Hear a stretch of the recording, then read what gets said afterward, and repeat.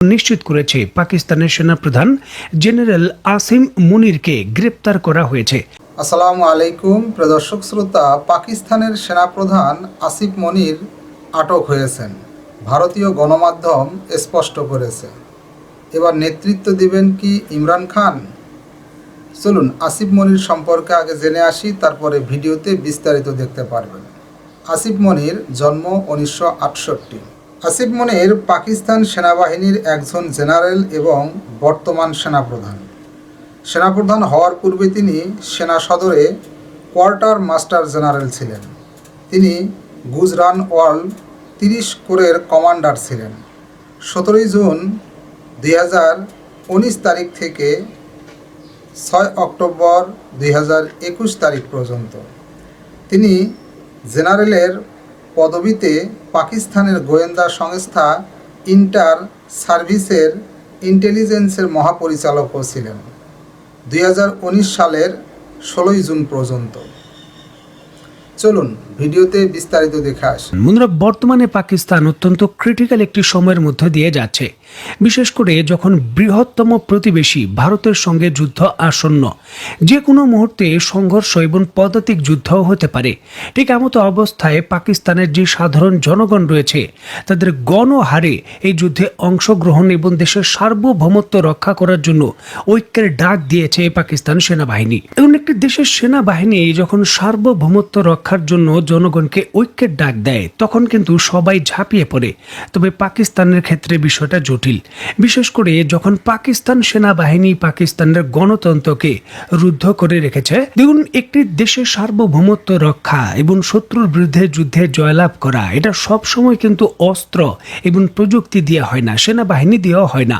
এখানে নেতৃত্ব লাগে এবং দেশের মানুষের আস্থা লাগে। বর্তমানে যারা পাকিস্তানের ক্ষমতায় রয়েছেন, এমনকি পাকিস্তান সেনাবাহিনীর যিনি প্রধান রয়েছেন তার প্রতি দেশের জনগণের আস্থা নেই, নেতৃত্বের যোগ্যতাও তাদের নেই। আর এই জন্যই কিন্তু মাত্র 2 দিন পূর্বেই জাতীয় ঐক্যের ডাক দিয়েছিলেন শাহবাজ শরীফ এবং পাকিস্তান আর্মি।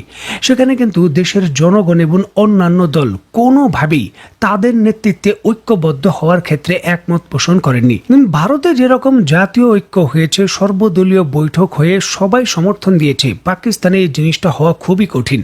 কারণ পাকিস্তানের প্রধান এবং সবথেকে জনপ্রিয় দল হলো পিটিআই এবং তার লিডার হলেন ইমরান খান। এই পিটিআইয়ের লক্ষ লক্ষ যারা কর্মী রয়েছেন, বিভিন্ন নেতা রয়েছেন, পাকিস্তান আর্মির প্রধান বর্তমানে অবৈধভাবে তাদের জেলে ভরে রেখেছেন। এমনকি ইমরান খানকেও কোনোভাবে দেশের এই ক্রিটিক্যাল সময়ের মধ্যেও তাকে মুক্তি দেওয়া হচ্ছে না। এমন পরিস্থিতিতে কিন্তু পাকিস্তানের সাধারণ জনগণ প্রচণ্ডভাবে চাচ্ছিলেন যে পাকিস্তান সেনাবাহিনীর যিনি প্রধান রয়েছেন তাকে ক্ষমতাচ্যুত করা হোক এবং জাতীয় ঐক্য প্রতিষ্ঠার জন্য ইমরান খানকে মুক্তি দেওয়া হোক।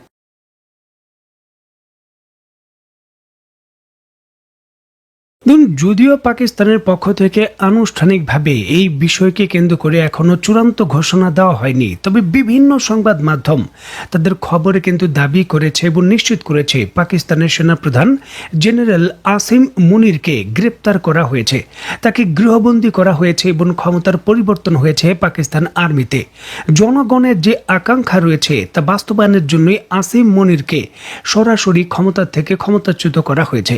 দেখুন, এই জিনিসটা বেশ কিছুদিন ধরেই কিন্তু শোনা যাচ্ছিল, গত কয়েকদিন ধরে এটা শোনা যাচ্ছিল পাকিস্তান সেনাবাহিনীর প্রধানকে ক্ষমতাচ্যুত করা হবে। কারণ পাকিস্তানের ইতিহাসে কোনো সেনা প্রধান ঠিক এইভাবে কোনো একটি নির্দিষ্ট দলকে এইভাবে কোণঠাসা করেনি। বিশেষ করে পাকিস্তানের সব থেকে জনপ্রিয় দল যেটি বর্তমানে পিটিআইকে। দেখুন, ইমরান খান এবং ইমরান খানের দলকে যেইভাবে পাকিস্তানের সেনা প্রধান একক ক্ষমতা ব্যবহার করে যেইভাবে কোণঠাসা করেছে এবং শাহবাজ শরীফ এবং তার দল বলদের যেইভাবে কারচুপিপূর্ণ নির্বাচন করে তাদের ক্ষমতায় বসিয়েছে, সেটা পাকিস্তানের সাধারণ জনগণ কিন্তু কোনোভাবেই মেনে নিতে পারছেন না। পাকিস্তান আর্মির বন্দুকের নলের ভয়ে তারা হয়তো এতদিন কিন্তু বিষয়টা সহ্য করেছেন। তবে বর্তমান পরিস্থিতি যখন একেবারে জটিল, দেশের মানুষের সমর্থন দরকার, এমন একটি পরিস্থিতিতে পাকিস্তান সেনাবাহিনী তার যে কলঙ্ক রয়েছে সেটা মুছে ফেলতে চান।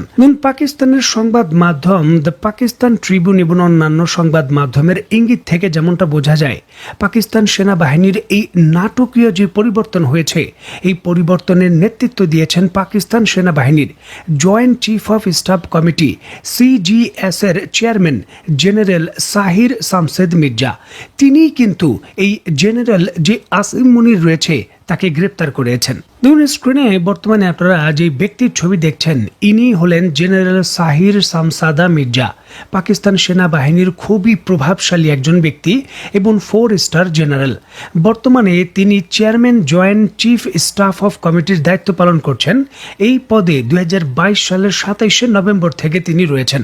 পাকিস্তানের একেবারে উচ্চ পর্যায়ের যে সামরিক সম্মাননা রয়েছে, নিশানি ইমতিয়াজি এবং হিলালি ইমতিয়াজি, এই দুইটাই পাকিস্তান মিলিটারির সর্বোচ্চ সম্মাননা, সেই দুইটাই কিন্তু তিনি অধিকারী।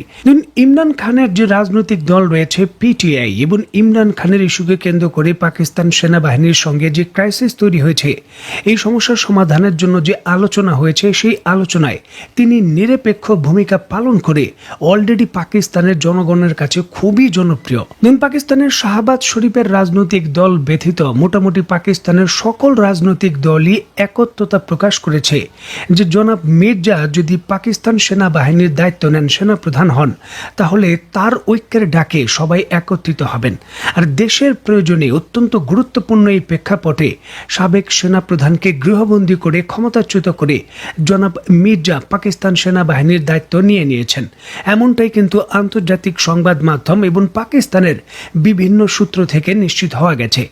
যে কোনো মুহূর্তে এই ঘোষণাটা কিন্তু আসতে পারে, হতে পারে আগামীকাল বা 2 দিন পর।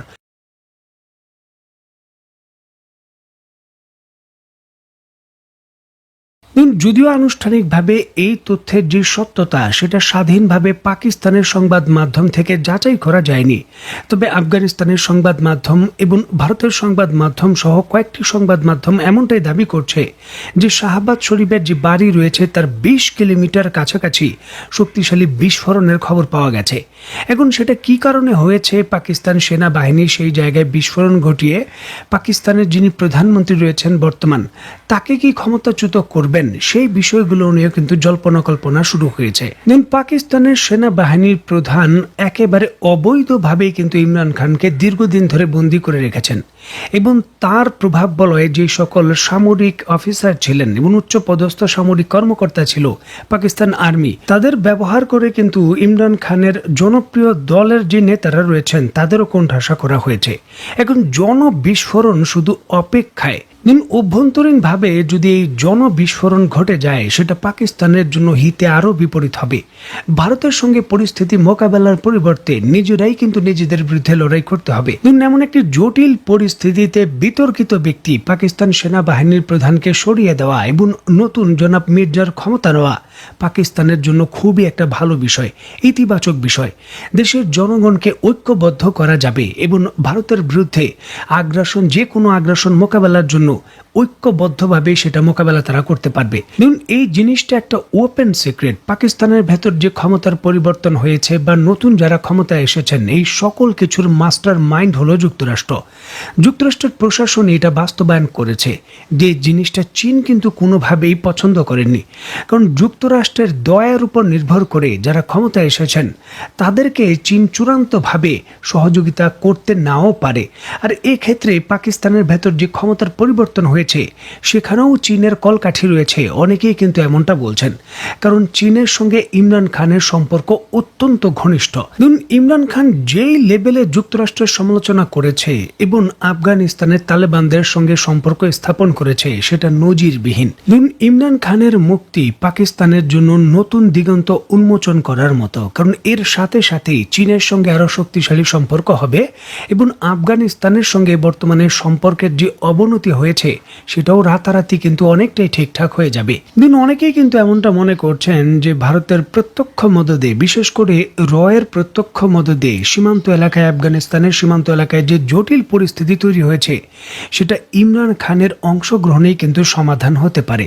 এখন দেখার বিষয় যে পাকিস্তানের সার্বিক পরিস্থিতি, বাইরের পরিস্থিতি এবং অভ্যন্তরীণ পরিস্থিতি কতটা জটিল করে পরিস্থিতি নাকি সমাধান করে। দর্শক শ্রোতা, এই বিষয়ে আপনার মতামত থাকলে লিখতে পারেন কমেন্ট বক্সে আপনার মতামত। আজকে এই পর্যন্তই। আল্লাহ হাফেজ।